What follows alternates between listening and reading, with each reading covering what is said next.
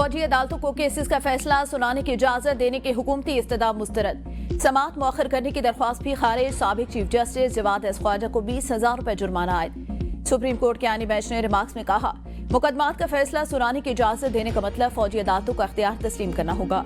दौरान समाअत जस्टिस मोहम्मद अली मजहर ने रिमार्क्स में कहा, हर समाअत पर आपके मुवक्किल की जानिब से कोई दरख्वास्त आ जाती है, कभी बेंच पर एतराज उठाया जाता है और कभी केस न चलाने के लिए कितने लोग जेल में हैं, आपकी वजह से फैसले में ताखीर हो रही है। जस्टिस जमाल मंदुखेल के रिमार्क। कहा, आपका कोई प्यारा ज़ेर हिरासत नहीं, इसलिए ताखीर चाहते हैं। अगर अदालत का दायरा अख्तियार तस्लीम नहीं करते तो यहाँ से चले जाएं। सुप्रीम कोर्ट आईनी तरमीम के तहत ही काम कर रही है। जो भी बेंच बन रहे हैं नई तरमीम के तहत ही बन रहे हैं। आईनी तरमीम का मुकदमा भी तरमीम के तहत बनने वाला बेंच ही सुनेगा। समाअत कल तक मुलतवी।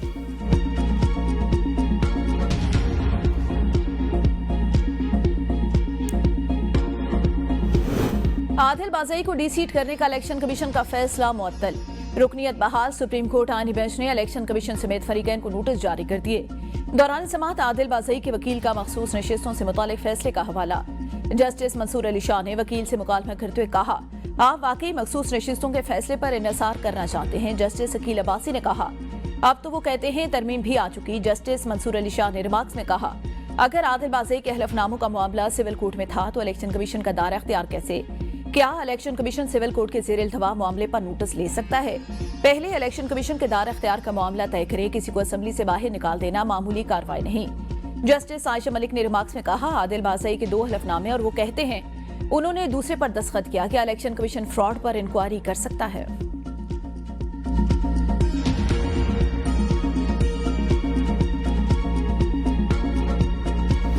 पेशावर हाईकोर्ट ने अपोजिशन लीडर उमर अयूब को 8 जनवरी तक आधारी जमानत दे दी। किसी भी मुकदमे में गिरफ्तार न करने का हुक्म वकील ने दौरान समाअत कहा। उमर अयूब के खिलाफ इस्लामाबाद और पंजाब के मुख्तलिफ 7 अजला में मुकदमा दर्ज हैं। दरख्वास्त गुजार अदालतों में पेश होना चाहते हैं। गिरफ्तारी का खदशा। अदालत ने दरख्वास्त गुजार को मुतल्लिका अदालतों में पेश होने की हिदायत कर दी।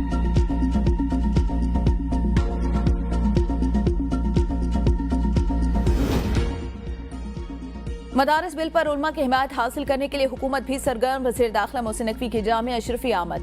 वफाकुल मदारस के सरपरस्त आला मौलाना फजलुर रहीम अशरफी और दीगर अकाबरीन से मुलाकात। दीनी मदारस बिल के हवाले से तबादला ख्याल। मौला फजल रहीम अशरफी ने कहा, मदारस के मामलात पर सियासत नहीं होनी चाहिए। पंजाब में भी वफाकी तर्ज पर मदारस महकमे तालीम के मातहत होने चाहिए। मौलाना फजल रहीम के मदारस के हवाले से मुस्बत किरदार अदा करने की यकीन दहानी। मोहसिन नकवी ने मुस्बत किरदार अदा करने की यकीन दहानी पर शुक्रिया अदा किया। मदारस इस्लाहात के हवाले से उलमा मशाइख का अहम इजलास। इस्लामाबाद में होने वाले इजलास में पाकिस्तान भर से हर मकतबा फिक्र के जय्यद उलमा शिरकत करेंगे। उलमा कराम से मदारस रजिस्ट्रेशन और इस्लाहात के हवाले से राय ली जाएगी। इजलास में वफाकी वजीर तालीम खालिद मकबूल सदीकी और वफाकी वजीर मजहबी अमूर चौधरी सालिक हुसैन भी शरीक होंगे।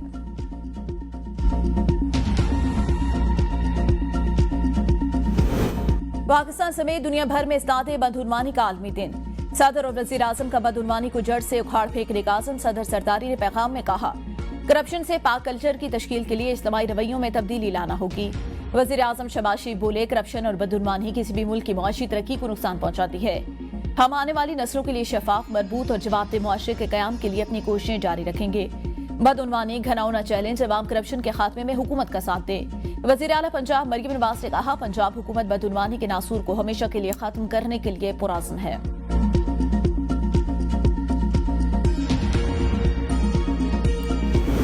अशरों से मुसल्लत 2 करप्ट खानदान मुल्क को दीमक की तरह चाट रहे हैं। वज़ीर इत्तलात खैबर पख्तूनख्वा बैरिस्टर सैफ का इस्तादे बदउनवानी के आलमी दिन पर पैगाम। कहा, आज के दिन मुल्क पर मुसल्लत 2 करप्ट सियासी खानदानों से छुटकारा पाने का अहद करना होगा। मुल्क से करप्शन का खात्मा और हकीकी आज़ादी। बानी पीटीआई का विजन। मुल्क पर मुसल्लत करप्ट टोले से छुटकारा पाने के लिए बानी पीटीआई का साथ देना होगा। वज़ीर आला पंजाब मरियम नवाज के दौरा चीन का पहला रोज। चीनी कंपनी पंजाब में रोबोटिक ज़रिए आलात मैन्युफैक्चरिंग प्लांट लगाएगी। महकमे ज़राअत पंजाब और AI फोर्स टेक के दरमियान MOU पर दस्तखत। वज़ीर आला पंजाब की जदीद रोबोटिक ज़रिए मशीनरी मैन्युफैक्चरिंग के लिए ताउन की यकीन दहानी। मरियम नवाज की AI फोर्स टेक के बानी डॉक्टर हॉन और CEO से मुलाकात। पंजाब में जदीद ज़रिए इस्लाहात के बारे में आगाह किया। वज़ीर आला का रोबोटिक टेक्नोलॉजी से मुज़य्यन जदीद तरीन ज़रिए आलात का मुआयना। पंजाब में एग्रीकल्चर सेक्टर में रोबोटिक मशीनरी और टूल मुतारफ कराने के अज़्म का इज़हार। AI फोर्स टेक पंजाब में रोबोटिक ज़रिए आलात का मैन्युफैक्चरिंग प्लांट लगाने पर अज़मत। वजीर आला की दावत पर आई फोर्स रैक का वफ्द जल्द पंजाब का दौरा करेगा।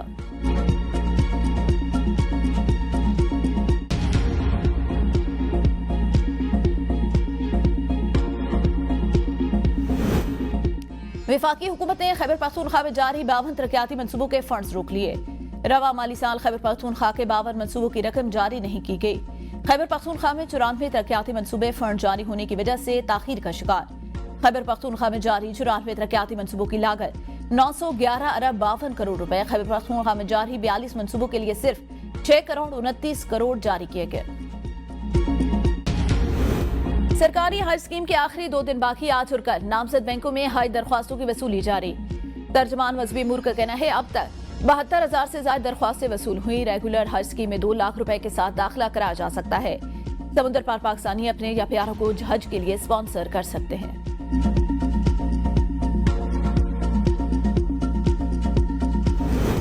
पाकिस्तान का आइंदा माह अजरबैजान से LNG खरीदने का फैसला। पाकिस्तान LNG लिमिटेड के बोर्ड इजलास में अजरबैजान की पेशकश की मंजूरी दी जाएगी। LNG अजरबैजान की सरकारी ऑयल कंपनी से खरीदी जाएगी। सुई नॉर्दर्न गैस कंपनी ने जनवरी में कम से कम एक कार को मंगवाने की दरख्वास्त की है।